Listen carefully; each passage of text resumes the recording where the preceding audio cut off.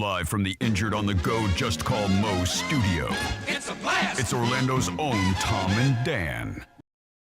Welcome to A Corporate Time with Tom and Dan. I'm Tom. I am Dan. We are live on YouTube and Twitch, and we'd love it if you join us. Just search for @TomandDanLive. With us in studio to talk about a weird job. A weird job. Also to promote his Who's the Baddie podcast. It's a great podcast. The founder and host of Who's the Baddie. Yes, indeed. Our buddy Matt. Yeah. Some say the baddest of the bad. Well, thanks, guys. And Cabin Boy for those really old school Real Radio listeners that from 2005 that still are checking us out. I wasn't gonna say They knew Cabin it Boy. was you. Honestly, I told myself this morning. I was like, you know what? Today's the day. Cabin Boy dies today. You call him Matt. You call him. He's a dad now. Beautiful daughter, beautiful wife, loving family. I was going to say it if he didn't. Were you gonna say it? Because I have to. It's all right. Familiarity. We talked about. Well, I'm on his show. He's like, Tom, you may know him as Drunky. He did it to me. Well, listen. Okay, so you guys have both done my new podcast, Who's the Baddie? Yeah, Tom, it's great. Your episode's out today. We talked about Shawshank Redemption. But I did, the listeners, we don't know where they're coming from with the podcast, and there's some new ones. And I introduced myself as Cabin Boy and you as Drunky just so people could understand our backstory. We talk about that a little bit in the podcast that's out today. So I want people to understand where it all comes from, so they know we're not just a couple of random dudes in Orlando. Right. Yeah. Well, it's hard because I do the same thing, but then I constantly yell at myself. I'm like, whoever's listening, they know already. They know the backstory. They know you. But they don't. I mean, but they do. Yeah. But then no one's listening, so does it matter? That's what I say. Do they? Do they not? Are they listening? None of it. You can say anything. A wise man once said, some people may be listening. Also, there may be nobody listening. Anything goes. Anything goes. Nobody knows. That's it. Wait a minute. Yeah, I think I heard somebody say that recently. So Matt, Do you want to? I did some music because I know. Look, we got to do the Weird Job Wednesday theme songs and stuff like that. Do you want to? Yes, but first I want to ask Matt, how's father life? Oh, very good. We have to check in. Check in with a newer dad. Sure. It's good. It's way better than I expected it to be. I'm having a ton of fun with my kid. She's, I guess it's still in months because she's 20 months, so she's pushing 2, and she's just really fun all around. I'm having a great time. She's very interactive now, so it's cool. Yeah, once they kind of get a personality, it becomes a whole different ball game, and it is hard to explain that to people. It's hard to explain to people why you would want to sacrifice time and sleep and all of that. It's also hard to articulate the feeling inside your chest, that, at least that I get. Like mine is almost like a form of positive anxiety, where I get the same feeling that I get of that dread triggering. Like if I see Maisie do something that I love, I get like a hot love feeling inside of me. Very hard to explain. Hot love is what I call it. It's chemicals. Yeah, it's just like, I'm like, this is wonderful. So I know I've bitched about this before. But we know you're going to do it again. And you know what? You have a radio show. You have a radio show for bitching about stuff, man. This may not be correct, all right? That should be the name of our new show. The name of our new show is This May Not Be Correct. But I want you to know I believe it is, and we know you believe everything you say is correct. We know that. And I know it is. So before we start the show, Matt was explaining, and I get this from a lot of new parents, and I was like this. Yeah. So I'm just going to, I fell for it too, just like everybody else. But Matt was explaining he took his daughter to the pediatrician, just like we all have to, because they want to make the money. So they say every 6 months you have to go, even though babies are babies, they're always fun. Anyway, so that's a Tom Van guarantee. You go to the pediatrician, and then when you leave, they give you a little card. They're like, your baby is in some sort of percentile, right? You're based on height and weight. It's a baby war. It's how you compare your baby against other babies. And then you get the card. It's how you know that you've got the best baby. You're like, whoa, 95? Yeah, That's an A. Yeah. And then you're like, that's oh. a big boy. That's a big girl. And then you leave happy that you just paid $90 or whatever your copay is. I feel like you've also tricked yourself into thinking anything that you did contributed to the percentile. Yes, right? Yeah. That's the trick. That's the trick. And I totally believe that all these pediatricians just got together at one time. I don't even know when they started this. We didn't have this when we were kids. No one gave us I did our parents. You did? Yeah, I had it. I can't let you do that. I think I did too. But you were a preemie. I 100% had so all they the had percentiles. Yeah, but your preemie, they had to so give. they only gave out percentiles to preemies? Yes, because you were born. This isn't. I don't think this is a new thing. Some sort of mutant. No. I don't know what a preemie is. Anyway, this isn't new.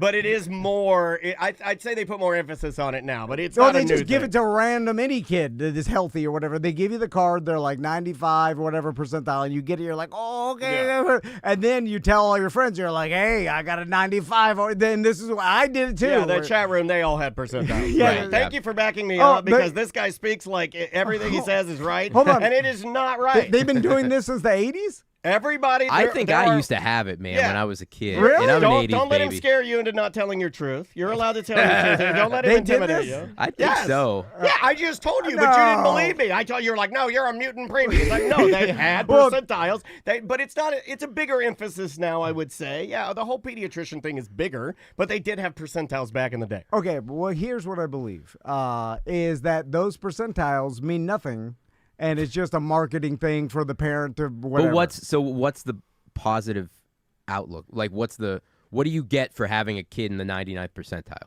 Yeah, well, what I mean is that nothing that won't determine if they're actually tall or short. They tell you it can change. Yeah, so it changes. Like I was told, like Max was in the 90 or Tommy or whatever one. They're both shortest in their class. So you misunderstood it and thought they were going to stay in that percentile. Well, that's on you for not reading what that says. The percentile changes. Well, if they're just telling you what the kid is at the time. They're not telling you what the kid's going to be. It's not predicting the future. Well, then what is it there it's for? Telling you what the child is. How he's running now. It's like if you took your car What does it matter, though, if it goes up and down? Like if you take your car and you're like, your car efficiency is running at this point and you have this amount of gas in it.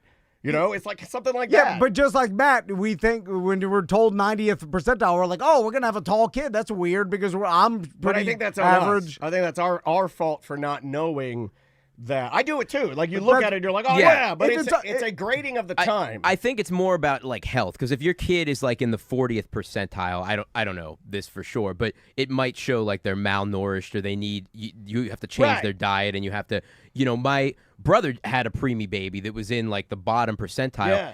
He wasn't able to hold food down for a long time. Sure. So they had to stay overnight at the hospital, give him IVs, do all kind of whatever. Yeah, a fellow mutant. Well, a fellow mutant. I heard not talking about your fellow brother. X-Men. Yeah, Me and the other X-Men out there. Yeah, we got Professor X over here. Oh, I don't mean you that are for other evil preemies. Professor X. I don't mean that for other preemies. Just the one that helps make you money. Yeah, this guy. I was only saying preemie because then if there's an actual medical problem, you need to know if your kid is growing right. He's backpedaling his bike into Miami Syndrome land. Well, if you're healthy, who cares what percentage? If it fluctuates, it only matters if I know my kid's going to be tall or short when they're adults. Ours changed, and they said it could change. Like when we took Maisie, they were like, "Oh, she's in the 99th percentile for height," and then they were like, and then the next time we brought her, they're like, "Sorry, 60s." Well, why did they even give it to us? Well, that's because we were talking about because I told you that my daughter. So I'm a shorty. I'm 5'7". My wife's 5'2". And our daughter, I'm an ultra shorty. That's what I call them. Ultras is above the 100th percentile for a kid of her age. She's not even 2. She's like 20 months old, and she's 32 pounds and 3 feet tall.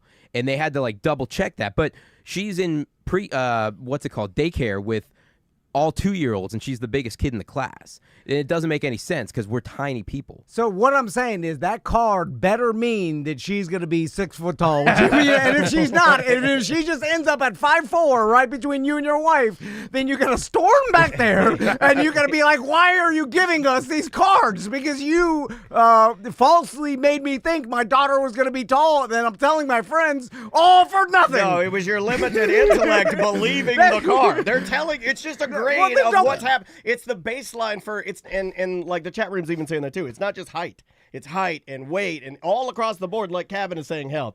Yeah, but does it mean no. a prediction of the future? No, I don't think they've ever. No, they've never said that. I don't believe that, and I'll say this again, and you're not going to believe it. I don't believe the doctor takes the card, hands it to you, and says, "Here is your prediction card." Yeah. That's not what the doctor is doing. They don't say that, but they give you the card for what reason? But people with limited intellect get it, don't read it fully, and then believe it's a prediction card from a wizard. Yeah. Well, that's what I'm saying. Yeah. Well, I'm just saying, you know how many dumb people are out there like me? I do know how many. That's what I'm talking. That's who I'm talking to. You guys are smart enough to realize that card is not a prediction. I thought it was a prediction. Getting that mad when the predictions don't come true. You know, like imagine the feeling in my dad's heart when he got his card. My God. Like nothing written on it. It's literally a blank card. Let's do some weird jobs. All right. So normally we do a Weird Job Wednesday theme song. I'm getting tired of doing the same one over and over. So now I wrote a song that is of a specific origin, like a specific profession. You know the guy that sucks out all the doo-doo from the porta potties? Well, yep. I wrote him a song. He has his own song. He will now be immortalized with this brand new song. It is a vintage country western song in the style of the Pioneers. Here we go. Little Sons of the Pioneers action for you. I get up at 3, put on these boots, insulated gloves and the whole damn suit. And I bet you're asking, what do I do? You know, porta potties, I suck their poo. I suck their poo. It's what I do.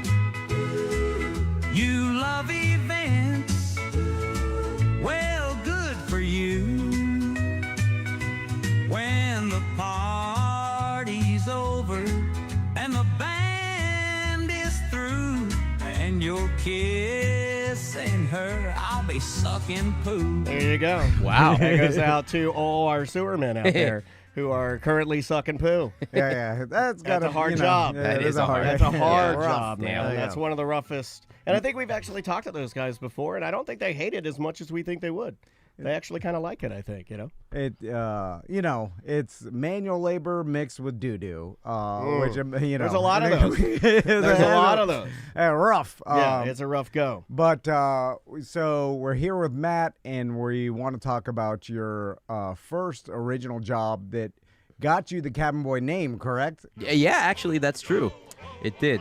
Oh, God, that song gives me chills in a bad way. I was wondering if I played this, if you would be triggered, because cow. How many times do you think you've heard the Yo-Ho Pirate's Life for Me song? Oh, my God, 10,000 probably. And then, when I was doing real radio and I was Cabin Boy, they played that all the time, too. It just, basically from the age of 18 to the age of 28, I couldn't escape that song multiple times a day. Was it your first job down here? In Orlando, yeah. Well, okay, so I did the Disney College program for any... doesn't that mean that you just have wild sex? No, anybody that I know... That's what I saw. I just call it like I see it now because I'm almost 50. I'm 50 and I can't. I'll just call it like I see it. Anybody I know that talks about the Disney, any Disney college program, orgy crazy. Yeah. Well, so all of them orgies. Apparently, like in the 80s and 90s, it was like that, but they went on lockdown because the apartments you stay at are called Vista Way, and they used to call them Vista Lay. But then, who thought of that? Okay. My God. And I did it in 2002 is when I did the college program, and they come to your school. I was at Penn State. And they come once a year and they try to recruit kids. And, you go and you hey there, Cabin Boy. Wait in line all day and you talk to the recruiters and it's this big pitch. Hey, you're going to work for a Fortune 500 company and this is going to further your career and it's going to look great on your resume. And you take a semester off of school and it's going to be brilliant. And then you go to Orlando and you are working for $6 an hour selling plastic pirate swords for 10 hours a day. Yeah. And you have to live in the Disney housing. They automatically deduct the rent out of your paycheck. So they're getting you every which way Disney is that they can. And they're working you to death. I do have really good memories of those years. Like, it was a really fun 6 months doing it. a couple of the people I met are still some of my best friends to this day, my roommates. It was fun, but man, it is not the most glamorous of internships. I bet. Yeah, nothing is as good as they portray it to be. No. Social media has told us, like, we watch. It's as simple as a food photo at a restaurant, right? Yeah. You know, if you're let down there, what makes you think that you're going to see photos of college kids at Disney? Just, you know, like, oh, look at me foraging. Look at me. I'm actively creating a resume. You know, like, really? And then you tell yourself, like, oh, I have fond memories of going to Disney World. That would be an awesome place to work. And then when you're working there, you're like, oh, this is just a giant mega corporation. Right. And then when you look back too, though, you only remember the good stuff about it because there were really fun times. And you know, we talked, Daniel, when you came on to my podcast, who's the baddie? We talked about it for a little while too because I started out with the Pirates, but then then I went back to school. I moved back to Orlando. And I worked at Real Radio, but I was interning for free for a year, or maybe even longer than that. And I was picking up odd jobs, so I was doing Disney as much as I could. Disney and the Hard Rock Cafe. So once a pirate, always a pirate, right? No, you can't just like go get there like I'm dusting off my sword and getting back in the game. Well, they were moving me around, so I did a couple other jobs at Disney. One of them I did what they call the glow carts. So whenever you go, you have the fireworks at the end of the night, right? Yeah. I was one of the people that would push the cart of toys around and sell them to the kids. Oh, you contributed to that island out in the Pacific. Like, right? Like you're a part of that. You're actively part of destroying the earth. How does it feel selling someone a plastic piece of garbage that Disney bought for 5 cents? And it's got a half-life. The best part about the glow $28. stuff, the best part of the glow stuff is once you sell it, you realize like that's going to be dead in the morning. So it's dead. Yeah, so to that point, it is all crap, but they expect you when at the height of it, when it's dark out before the fireworks start, kids are just running to your cart full speed, grabbing toys. Sometimes their parents are paying, sometimes they're not. They literally build into the price a certain amount of theft. So it's not like, hey, you sold this much, how much money do you have? It's like, how much was stolen tonight? Oh, only $100? Okay, good job. They barely took anything off your should cart. have done that with our subscription for our podcast. We didn't build any theft, and everybody's stealing our podcast. If you sell one plastic wand, it pays for 5 carts of garbage. Yeah. So they're like, it doesn't matter. Our margins are high. God. That was actually one of my favorite jobs, though, because every night, once the fireworks started, everybody just kind of stood around. So I got to see the fireworks show at Disney every night and just kind of chill. That is pretty cool. It was pretty fun. But didn't it ruin fireworks for you? Like seeing too many fireworks sometimes, you're like, well, I've seen this all. It's not exciting anymore. No, because Disney, like, they orchestrate it to music, and it's like a whole production and a whole show. It's really like you're getting like an experience out of it. Do you have to dress like a dickhead? Oh yeah. Okay. It's like white parachute pants and then a black and white striped like referee shirt. Hold on a second, that's what I'm wearing right now. Why would you do that? I'm bringing back my parachute pants. So back to Pirates of the Caribbean for a second because is it the best ride? Let's cuss and discuss quickly. I mean, is that the money? No, is that the money ride? Space Mountain, I think. At Magic Kingdom, I really? think it's because Space Mountain's like a roller coaster. Pirates is really famous. It's probably the best gift shop. Everybody always comes and buys all the pirate memorabilia. Yeah, but beautiful gift shop, huge gift shop. Yes, I like when they took out the raping pirate. Yeah, he was my favorite pirate. And they're like, at one point in time, where they put him? Some executives are like, we can't have a pirate chasing a woman. Yeah, now they because of his intention, he does not care if she doesn't want it. Yeah. He's gonna burn her. He's gonna burn her alive. He's gonna burn her alive. The fact that she's running away tells everybody she doesn't want it, and he obviously doesn't care about. Do you know where they put him? Do you know where they put that pirate? Because No. it's still now they have the lady. They also don't sell a lady anymore. What do you mean? They used to sell a woman.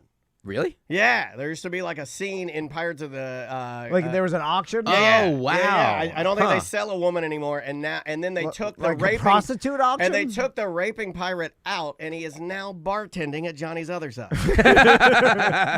So when you are stationed at Pirates of the Caribbean, You go around the. Is it because there's the gift shop? Where are you actually working? I was gift shop. Okay. So it's like because there's a whole. They divide it into you're either attractions or sales. You can't do both. So you're either handling the money or you're handling the safety. So they train you in one or the other. That's because people are stupid, I bet. Probably. So how often does a ride get shut down because some drunk dad, puts his leg in there? I dropped my crock. Yeah. I'm sure some people freak out from anxiety and then try to get out and walk. And After the initial dip? Yeah, or something. So, who knows?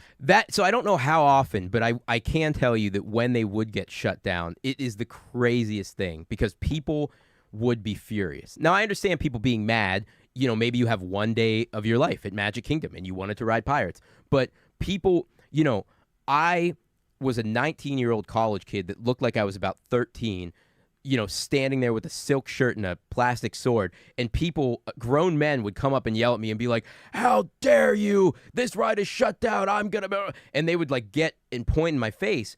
And I like that. I like that they did that too. But they train you on that. You!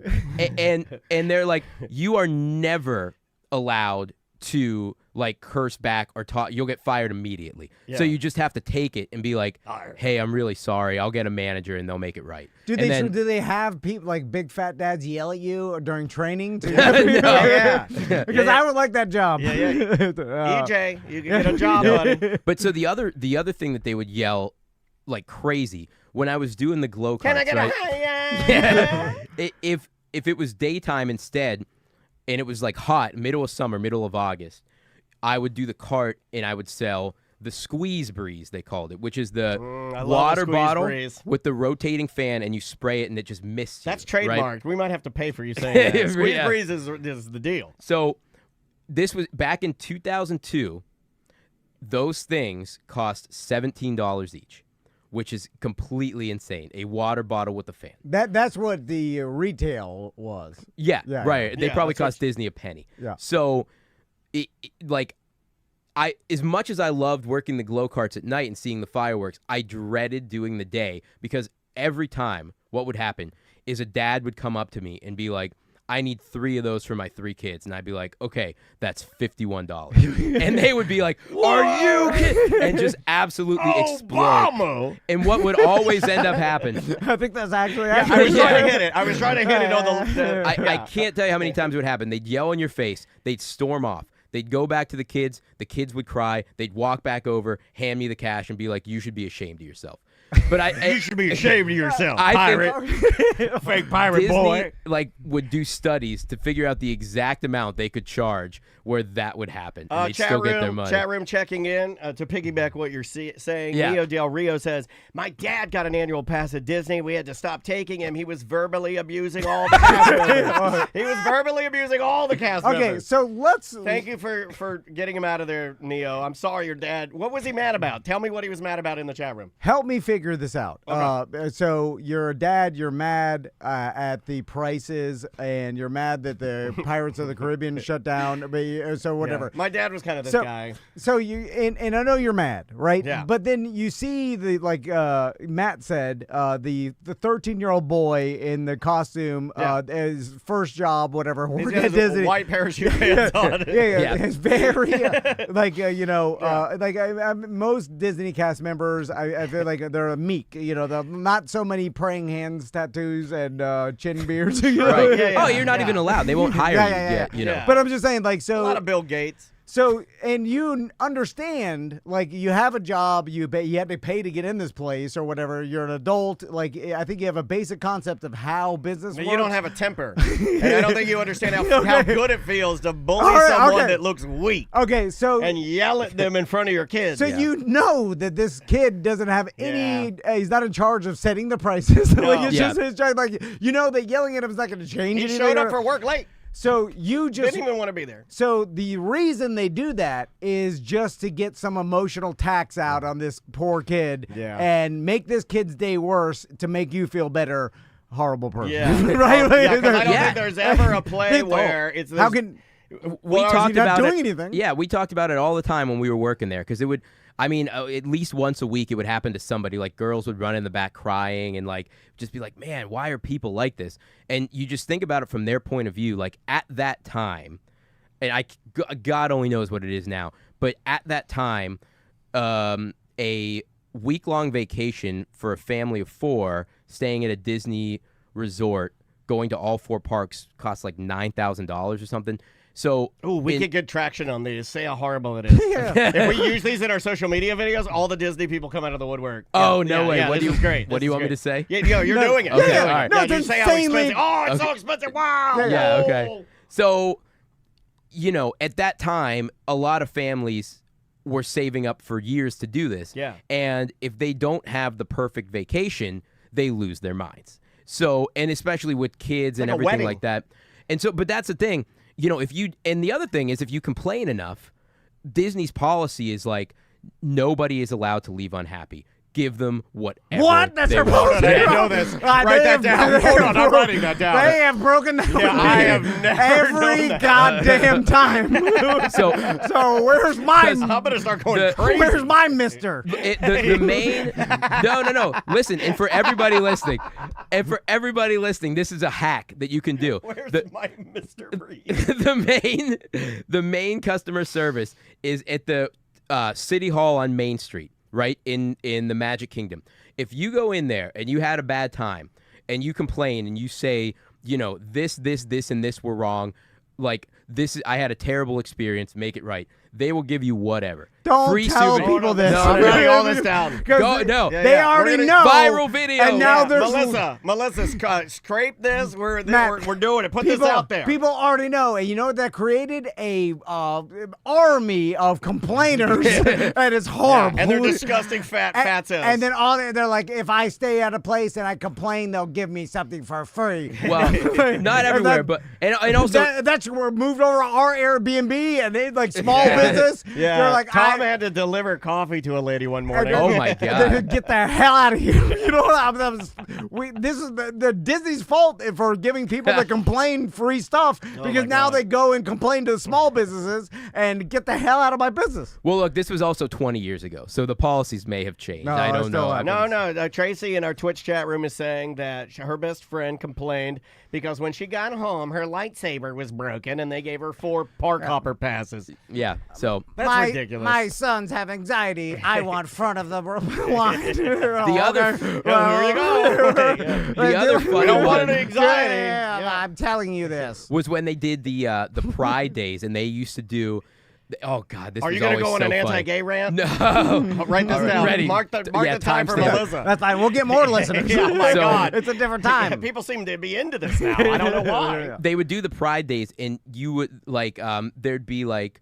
I don't know if like in the gay community, you knew if you wore a red shirt to Disney, that meant like you were supporting Pride or you were gay, and that was the signal. So you would see these like Southern redneck dads in their like bright red Confederate flag shirts, and like gay guys would be high-fiving them, and they would go and complain and be like, "This is outrageous." I do not like gay high fives. And then- Hold on, I blame the gay guys because you should have known there's a Confederate flag shirt. I'm gonna high five. Like, I know it's red No, and they it's deserve gay, a high five. but so- it's a Confederate flag. Everybody, everybody's so- getting a high five. But same thing. So Disney would be like, Free high five. I'm really sorry. Come into the Main Street store. Pick any outfit you want. We'll give it to you for free. You can change. I want this gay shirt. With rainbows all over it. Why not are make so gay stupid. days rainbow shirts? Well, It's so I don't think we obvious. had that then. No, seriously. That was pre-rainbow? I think it might have been. It was pre. And look, I may be speaking out of turn, but as the oldest man here, I'm just going to say there was a time when I knew that when you would go to Disney parks to support, if you were an ally, you wore red. The rainbow thing is a new thing. Oh, okay. It used to be red. Like when gay days, Yeah. like when I started working at Real Radio and we would do like gay parade or whatever, it was red. Mm-hmm. Now, I don't know when they said. Yeah, when did 'cause it get the rainbow? rainbow does make a little more sense. It does. Because red, that red goes all over the place. Atlanta Falcons, Yeah. Kansas City Chiefs, Confederate flag. yeah, gay, Yeah, Japan, yeah. China. Like, you just take the rainbow. Yeah, rainbow's easy. You got the rainbow. I Yeah. think they secured the rainbow. Yeah, and Anyway. I like it. It looks better, but Yep. yeah, it used to be red, I believe. So I heard, and I think you talked about this on Who's the Baddie with Daniel. There was they would have weddings there at the Pirates of the Caribbean, and then you'd have to, or when would you have to put up your fake plastic sword in a military style line? I do like a plastic sword. So that's the highlight. I mean, like that. Who wouldn't like that? Even now, if I could get Andrea somehow, and she loves Disney, if I could get her somehow to like renew our vows and do that, I would do it. That's awesome. So it was only once, but a big thing. They will bend over backwards, Disney, and do whatever they can to accommodate your request for enough money. So this couple that was obsessed with Disney wanted to get married on the Pirates of the Caribbean. So myself and like 7-ish other employees all had to come in. We had to be there at like 5 in the morning, 6 in the morning, something like that. And they opened the ride early just for this couple. They had a minister. They took minister the ride. Had an octopus head. Yeah. The minister had a big old squid head. This is old Pirates, right? Yeah. Or, this is pre-Squid Head. Right? So they did the ride. They They were like, why are you turning into a squid? It doesn't make any sense. Because the sea. I've become one with the sea. Oh, I've become one with the sea. I'm Poseidon's son. But can't you just get some barnacles? Yeah, I would have gone barnacle Why are you hair. turning into an animal? Nope. Weird. I'd be Shrimp Man. So they do the ride, and they do their I do's on the ride. They go through it. When they step off, all 8 of us were standing like a triangle in a column with our, with that music playing, with our pirate swords touching, and they walked underneath the tunnel into the parks to celebrate their honeymoon. Was there anybody there cheering them on, their family or friends? No. It was just him by themselves? Just them, a squid, and Cabin Boy. So what's weird about that is that walking through a I can't stop laughing. walking through a sword tunnel to nobody. Yeah.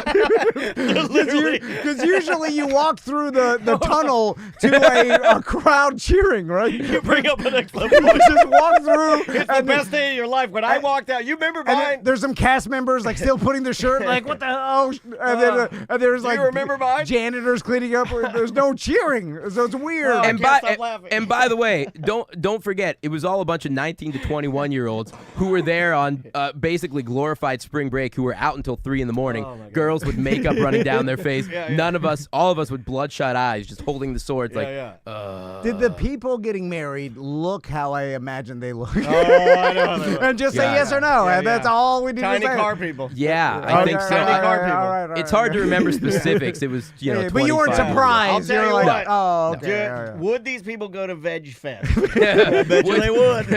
I bet you they would. Would I be able to row a boat with one of them in the other side? Oh my God. Oh, Lord. So, I can't stop laughing. and did you ever have to emergency get the guests off, and then like the ride just couldn't keep going, and they had to walk through the damn animatronics and stuff? That's the worst. That's I mean, that stuff happens from time to time. It's pretty rare, but yeah, I'm sure.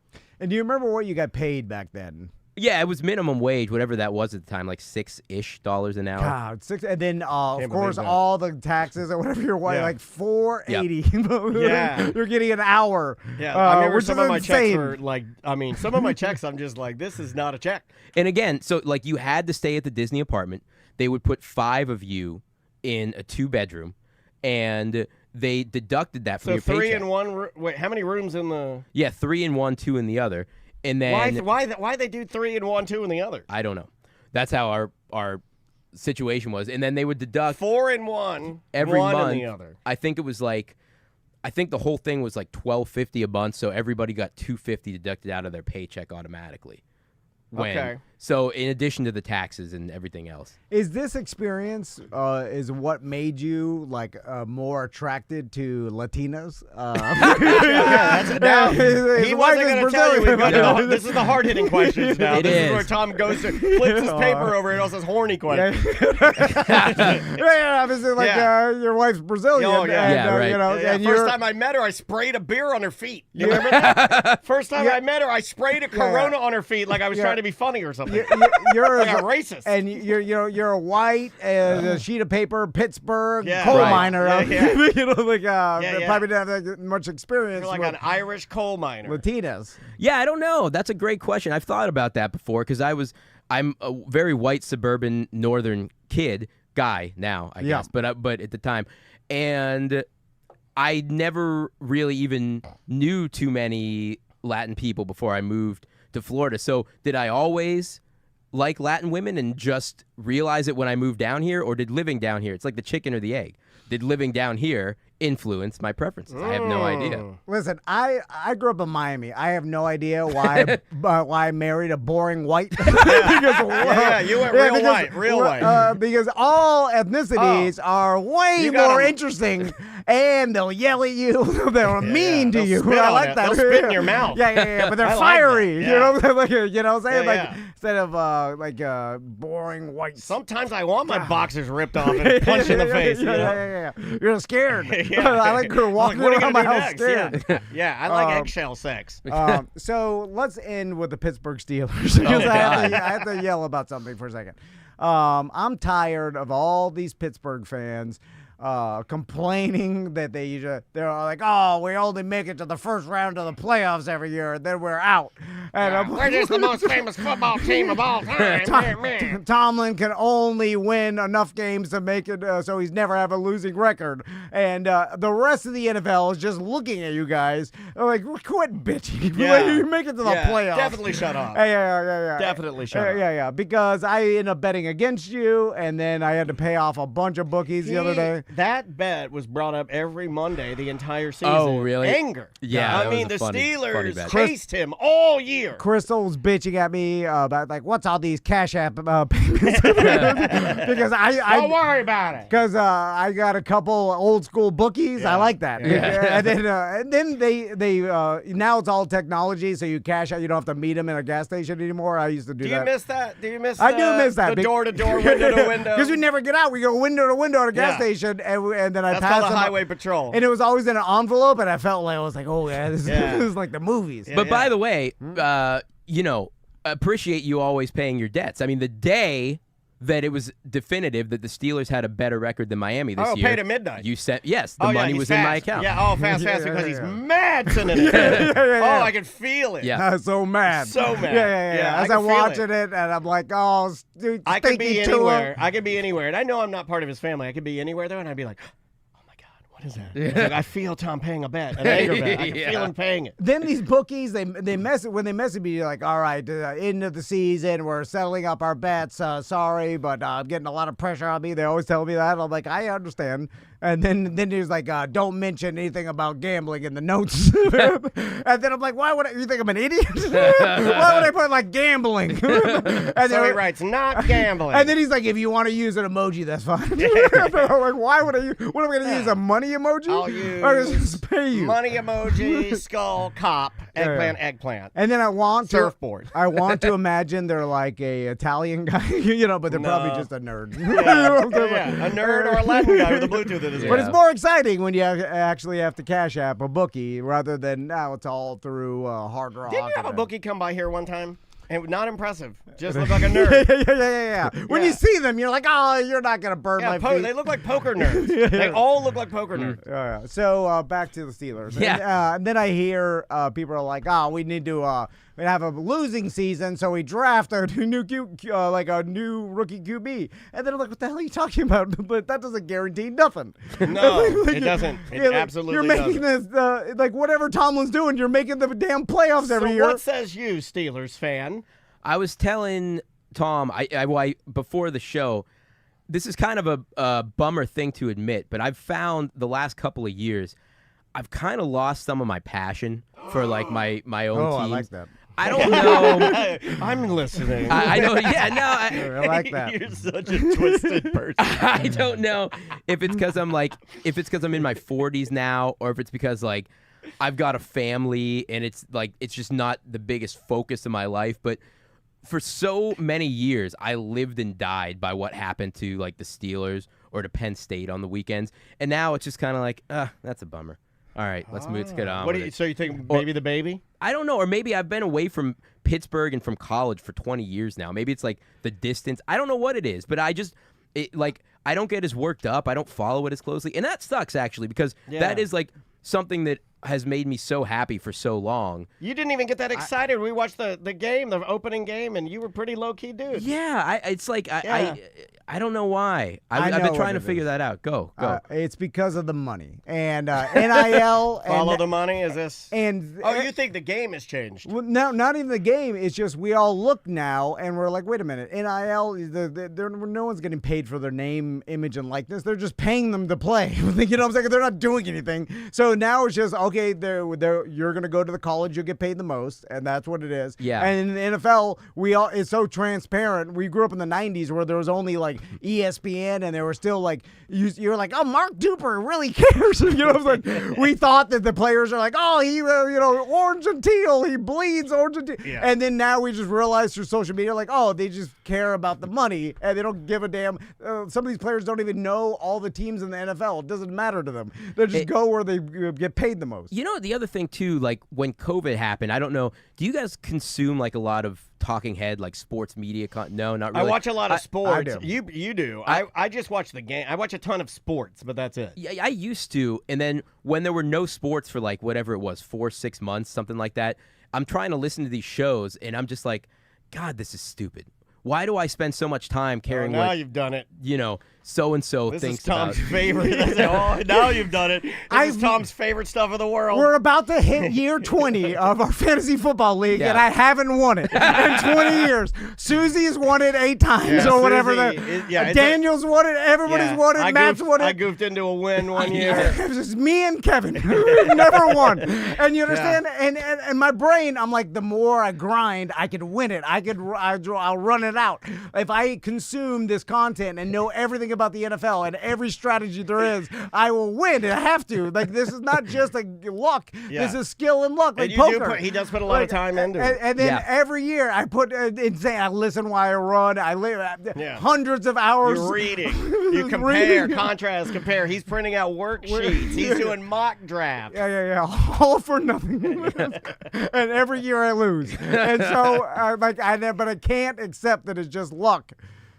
Well, it's not just luck. That's what I think. That's what keeps you on the hook. Well, then if it's skill, if it weren't just luck, you could detach yourself. But there is skill involved. Is everybody out grinding me? Is Susie studying right now? I'll quit the show. I have to win. No, in fact, last year 20. I believe last year Susie said I haven't had the time to research this the way I wanted to. No, she's getting in your head. No, she did that before she even won. She says that. She said that before she won. No, she's pretty coy though. I don't know what to believe with her. No one could win that much. I put out a text to everybody in the group. I said, listen, you guys don't understand. No one could win this much without her knowing more than us. We have to see what she's doing. You understand? She killed it. She's doing something that we don't understand yet. And that has to be. She's won so many times. They're actually thinking about renaming the Roy Helu Trophy to the Susie Trophy. What podcast is she listening to? Crazy. And then her and her husband were in the championship game this year. What a downer that was. But at least I didn't have to watch it. You know what I mean? Like it's like the Super Bowl boring. Yeah. What content are they consuming? I pay for stuff. Every year tell people. Don't I say pay that. Don't like say that. $80 for this package from these $80. whatever the hell.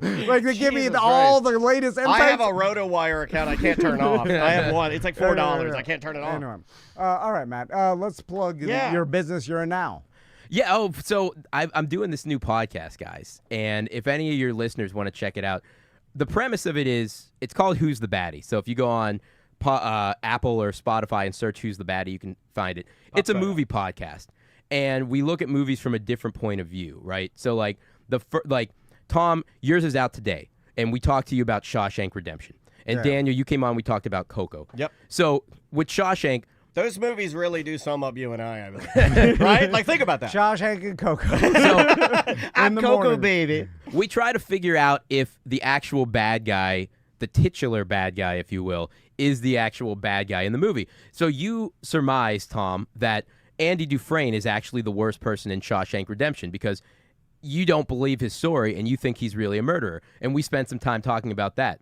killed his wife. Guys, she was banging. Cold-blooded. Cold-blooded. I mean, innocent man. Oh, the chat room's now kicking it around. Yeah, that's why you got to listen to the show, guys. It's fun to kick these things around. I hope you guys do. We really have a lot of fun doing it. It's new, but we've got about 15 or 20 movies. See if there's a movie on there you love. Download it. See what you think.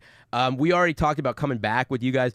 Dan, we have a really fun idea in May that we will hopefully do. Tom, you really want to do Demolition Man. Oh, yeah. So. Oh, good choice, man. Very good. Yeah. Very good. Yeah, the one that we kind of kicked around. Yep. Okay, good. I won't say anything about it then. Yeah. We've got a couple other Real Radio friends, like C-Lane is doing Con Air with us in another week. I think Demolition Man was actually set in the year of last year. Yeah, it was like 2024. Right. I think you're right. Or something like that. We may have passed it. Still no shells. Jack Bradshaw's coming in a couple of weeks. He's going to come and do one with us. So it's very Real Radio friendly. Who's the baddie if you search for it? Thanks for letting me talk about it, guys. There you go. Oh, man, our pleasure. It's good to have you in here. Yeah, and we will see you tomorrow. Welcome to A Corporate Time with Tom and Dan. I'm Tom. I am Dan. We are live on Twitch and also YouTube. We'd love it if you join us. Come over and hang out. Just search for @Tom and Dan Live. Like and subscribe. Tons of content on there. Replays of every single day that we record. Edited replays to make it quicker if you want to breeze through a replay. And you can check all of that out on YouTube and Twitch.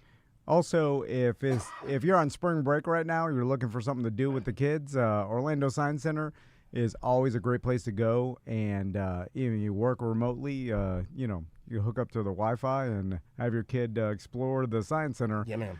It's gigantic. It's great for littles too. I know a lot of people think, well, I got like a toddler. Well, that's great because they got all areas ages. for littles, and then they've got stuff all the way up until your young teens. A lot of different, tons of different floors there. A planetarium.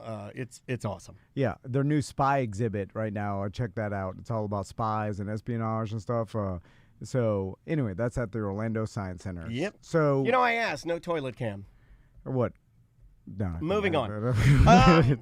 So I read this earlier today, and I just want to get your thoughts on this because normally we don't cover television news or news show news, but you probably do get a lot of complaints from me about how all ideas are done and nothing is original. Yeah. And that's why the show that you have been watching with Crystal, Severance, does pique my curiosity a little bit because it is original.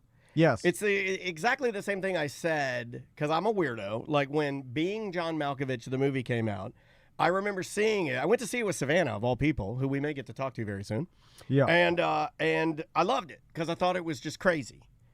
And you've been describing Severance as that, but what I'm going to tell you, this next story I'm going to tell you about, is about a show not crazy. Yes. It's hard to find a new premise nowadays. A lot has been done. Yeah. You know what I'm saying? So to find anything new that you haven't seen before is valuable. You're like, well, at least I've never seen this concept before. It makes me think of shows that probably didn't do well or only had one season. Do you remember the show Herman's Head? Oh, yes. I used to watch Herman's Head in the 90s. So you're the second person I've mentioned that to that went, oh, and they know it. So I'm like, but I feel like Inside Out stole from Herman's Head. Okay, great. Yeah. Perfect. I'm so glad you said that. So the estate of Michael Crichton's, creator of ER, has filed, his widow, Sherry Crichton, has filed a lawsuit against Warner Brothers over a new medical drama called The Pit. The lawsuit, initiated by Crichton's widow, Sherry, alleges that The Pit is a rebranded version of a proposed ER reboot that was in discussion with Warner Brothers. After negotiations for the reboot fell through, Warner Brothers allegedly proceeded with The Pit without crediting or compensating the Crichton estate. Notably, The Pit, which is the new show, features Noah Wiley, a star from the original ER, and is produced by John Wells, the original showrunner of ER. Warner Brothers contends that The Pit is a, quote, distinct show, and that Noah Wiley, has stated that the characters in both series are completely different. All right. Get out of here with that. You're lying. You're lying, Noah Wiley. You're lying. That's a lie. Well, of course they don't want to pay. That's a straight up lie. They don't want to pay the ER, Michael Crichton. But you're whatever stealing the idea. Well, hold on. had a feeling. I feel like I'm picking news stories for Ed Tilligan. Like I really do. I really know how to pick stories as a news producer. I was like, if I pick this, I know Tom can defend this. Okay. People in the chat room are saying if we were going to pick a show, that The Pit is a very good show. I, as you can imagine, don't like paying for art. And I would also imagine strike me as a free art man. That any money man within giant production companies also don't want to pay for other people's art. And so they're going to look at and they're like, well, we're definitely not paying ER some sort of royalties for any of this. We're just going to, by the letter of the law and using our lawyers, going to say this is different enough to not be any sort of like copyright or like, stealing, is because you could make another ER show. And there are tons of styled ER Of course, shows. it's going to be similar. There's an emergency ER doctor and nurses. Isn't it the connection to Noah Wiley, though? See, that's the part I have a problem with. I was like, you can't, like, if we did Tom and Dan, right? Yeah. And we did the show, and then we reboot it down and we own it, and we reboot it down the line, and you just slide in another Dan. Oh, if you die in your hip surgery, I'm getting Inward Mac to fill in. But you'd have to name him Dan. And I'll paint him white. And then so no one knows. Everybody's like, you're trying to do the same thing. I'm like, no, I think they're going to lose that. I think they're going to lose that. You have to pay Andrew's estate or, Daniel's estate. Like, nope, this is totally different. I don't think you could do that. I think they're going to lose this one. It's going to go to trial at the end of March, but I bet you they lose that one because you're getting the same actor to play the same thing he did. Yeah, and he was the main character in ER. You're getting the same actor, but he's not the same name. And no, come on. By the law, they're going to say, well, this actor can play a different character. Yeah, but you're not a rules or rules guy. Come on. We know what we're doing here. But I'm going to save money. I don't want to pay the ER people. Well, I think they're going to win it, though. And I want the nostalgia. These things are hard to win. But I think this one's pretty clear cut because if you watch The Pit without sound and you watch ER without sound, how do you know which is which? But I would argue, as the Pitts lawyers, like it's a ER-based show. This is what ERs look like. If you did a circus show, it's going to look like any other circus show. But you're using, but you're not going to use the same ringmaster in both shows. Like if you're not going to use. That's the problem. The problem is it's not that they're doing another medical show. There's thousands of medical shows. The problem is you're taking the main character from our show and putting him on another show and copying our show. But that is the lawyer term. The character. The same actor, not the same character, right? He's not playing. I don't even know what his name was. Well, they're claiming that, but what I think happened was, and I think that's what they're going to prove. But they want the nostalgia. Yeah, but they got to the exactly. They want their cake and eat it too. Like you can't get to the. No. They're going to lose on this. I bet. I bet you they win because they've already looked at it and took the chance. Like all these giant corporations, all they it's so cheesy though. Yeah, it makes me hate the show because it's like you pulled a fast one, and that's lame. But that's what corporations do. They want to make the money, and so of course they know what they're doing. They're stealing ER's show and the nostalgia behind it, and because negotiations broke down, and they want to get that nostalgia, and they want to get the people watching without this. Giving Crichton their cut. Without paying the money. Of course they do. I think they're going to have to pony up. I would bet money that they don't. Because here's what happens when they go to court. I'll bet you $20 on it just to make it fun, and we'll see what happens. Because here's what happens when they go to court. If they do go to a jury or whatever, and a jury has to make a decision, there are stipulations that have to be written about copyright infringement. Sure. And the lawyers of the Pit already know those. So they knew this. If we need to cover ourselves and make sure none of these stipulations are broken, so if it ever does have to go to court, and then they probably checked them all. So that's the problem. You just hit it right there. They probably checked them all. Yeah, I think they did because the lawyers. I don't know if they did. There's a news story this morning. John Morgan's firm submitted an entire case where the attorney on the case used AI, and it cited 8 cases that were absolutely not real. Yeah. So I'm just saying, you said he probably checked it. So yeah. And now I'll say I think they got a better case. Also, I got some voicemails and emails lined up when you are ready, sir. Yeah. It's just when corporations, their number one thing is like don't. But I think they bully too. I think it's different now. I think now you're seeing a lot of people doing things and then just asking for forgiveness later, and it could be that too. That's why I think there's a case here. I mean, like, our president is currently doing it. I mean, like, we live in a society now where I feel like people don't necessarily do all the work in front. They just, we'll figure it out later. We'll do it on the back end. Yeah. Like, we change the name of the guy. So what? It'll go to court and then we'll fight it. Well, that's the thing too. Like, and that's lame. I feel like that's kind of lame. The court system, these giant corporations and these lawyers, they know it's like you can't. They're like, okay, sue me. We have 100 lawsuits going on right now. All we'll do, and then the other side knows it too, is like, if you try to sue them, they'll drag it out until you're bankrupt.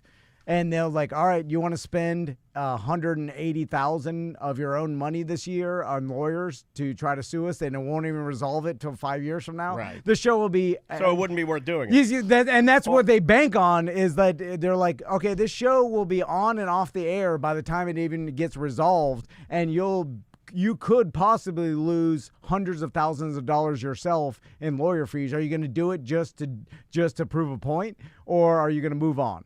And that they know that they'll file the lawsuit because that's free. You could or cheap. You pay your lawyer to file, and just to make a public point, like, hey, they're stealing our stuff. Here's the media's covering it, right? And then they should, but I think they stole their stuff. But it'll never. Of course they did. They for sure did it. It's just they know they'll never be. There's no repercussions from doing it. Let's do a couple of emails, a couple of voicemails. I've got both. Let's start with a Balatro card update. There's a thread on our Tom and Dan it's Tom and Dan, our Mediocre Time Reddit page, where people are talking about Balatro. A lot of people playing it. A lot of people getting yelled at by their wives for playing it, 30 hours. Yeah. So let's see what this guy says. Hey guys, it's Bubble Bath. Oh, hold on. I got too many things happening. Hold on. Oh my God. Hold on. I gotta turn off the jazz. Okay, here we go. Hey guys, it's Bubble Bath Billy. Breaking news, Daniel. Breaking news on Balatro. Apparently when Balatro was released, it was labeled as a 18 and up game because of its resemblance to poker, even though it's not a poker game. And they had filed an appeal, and they just won their appeal to relabel it as a 12 and up game instead of 18 and up. So that's a big win. Congratulations. Maisie is almost legally allowed to play Balatro. She has no interest in poker or any of my dumb card games, but a lot of dads do, and it is a fun game, man. You can lose some time with that game. But can you win or lose money, actual money, or no? Is it just for killing time? It's just for killing time, but I guess if you wanted to, you could set up a way to like play tournament style and play against people, sure. And did they have that in the app? Or is not in money? the app, no. Okay. It's a single-player game right now. I could see where other people, it's still, I guess it's still relatively new, but there's still a lot of secrets that are kind of coming out about it, too, like little hidden tricks and little hidden cards and little triggers that happen within the game that we don't all know what's in there because of this Canadian guy. But no, it's not really a real compete against, anybody for money type thing, or even compete against other people. You just kind of compete against yourself to see if you can win. And it's really difficult to win. Like, I've only won, maybe 5 hands. Okay. It's hard. It's really, normally you get to a point where you're stuck, and then you can't produce enough points to beat the blind. If you win, can you tell everybody? Well, yeah. Or do people know, you put your name on a board of some sort? I don't think there's a public one. It's just yourself. I mean, you could go to your Instagram and do it if you're a real weirdo, if you really need that. I need a reason to play. Yeah. I need... It's really sad, some of the things you say. But it's how my brain is wired. And I think there's a lot of people wired like this. I can't do anything without some... I'll play it if it's hard to win and I can put my name on a leaderboard and then look what I accomplished. Yeah, but what if the leaderboard goes nowhere? Well, no, I need other people to see it for it to have some sort of value. Yeah, but what if they weren't really? You see what I'm saying? It's all in your brain, man. You got to figure something out. I mean, what if the leaderboard, they say it goes somewhere, but it doesn't? But if I'm playing just to kill time, what am I killing time? It's the most valuable thing. No, you're an insane person. Let's do this one. This guy says, hey, Dan. Oh, I think this is your mailman. He says, hey, Dan, I already called about this show and Tom's near encyclopedic knowledge about NFL history. Just a few minutes after my call, you started talking about a card game you found on Xbox. I tried a couple of times to find it. I couldn't find it. Please tell me what it is. It's Balatro. And I'm going to look for an encyclopedia of Super Bowl history for Tom. I had one many, many, many years ago, but lost it in a move. Do you think he might read it? Yeah, probably not. Greg, your mailman.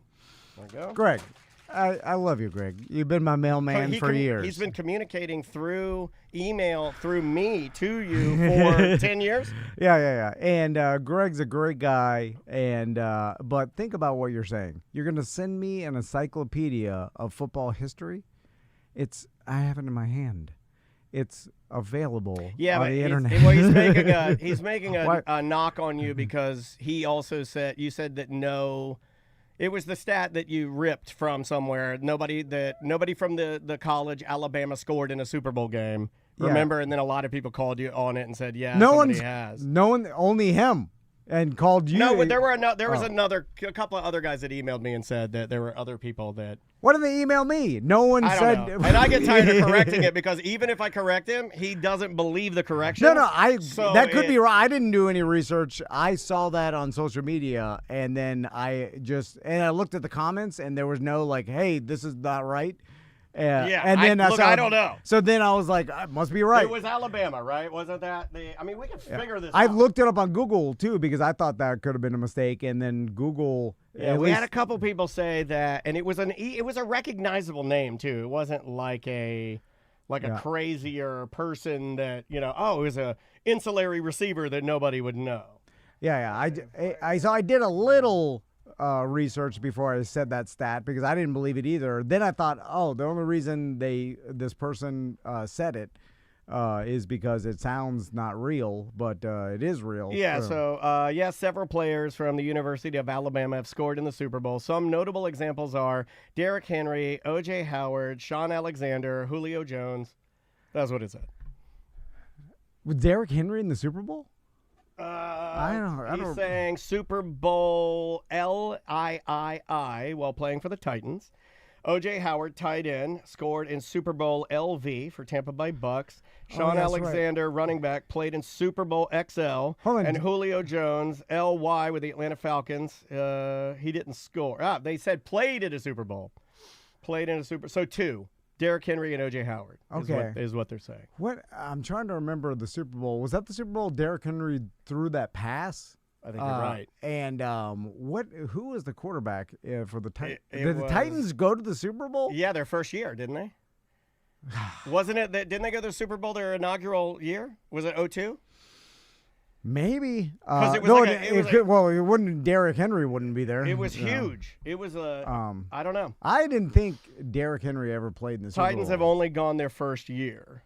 Yeah, that's what Ghost is saying. That was the year the Rams beat them. Okay, so then Derrick Henry's never played in the Super Bowl, right? I don't know, man.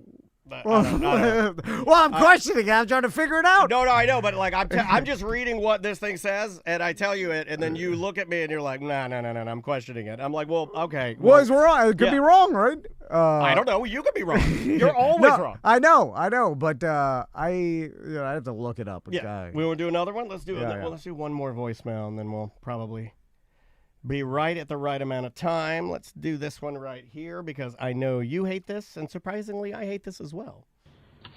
Tom and Dan, this is Medicus in Fort Myers. On the last BDM show, you talked about the surprise party. I don't care one way or another about that, but what I absolutely hate is being in a restaurant and having the whole staff come to sing happy birthday to you. You get everybody looking at you, then you get a bunch of waiters and waitresses acting like they're all happy, but you know they're hating their life right there, dead behind the eyes, just singing happy birthday to you. And you got to sit there like an idiot while they do it. It sucks. It's the worst. Thanks, guys. I've thought about this before. Why not just go like, stop, stop, stop. Look at yourself. Look at yourself. Like, because you'd be a crazy person. But it would be funny, right? It'd be funny if I think everybody would start laughing if I did that. They would. And I do want to talk about this, but I looked it up real quick while this guy was talking. Derrick Henry has not played in the Super Bowl. Okay. So, well, there you go. But so the birthday, I believe that the birthday song at restaurants, there is a bullying aspect to it that is more than the doing it for the enjoyment of the person. Like, I feel like other people do it to people in their group, like whoever's there, so that person's uncomfortable. That's a newer form of it. It didn't used to be that way. It used to be a genuine, I want to give you love and celebrate your birthday. Yeah. But then it became weaponized. Because I don't think anybody really enjoys that.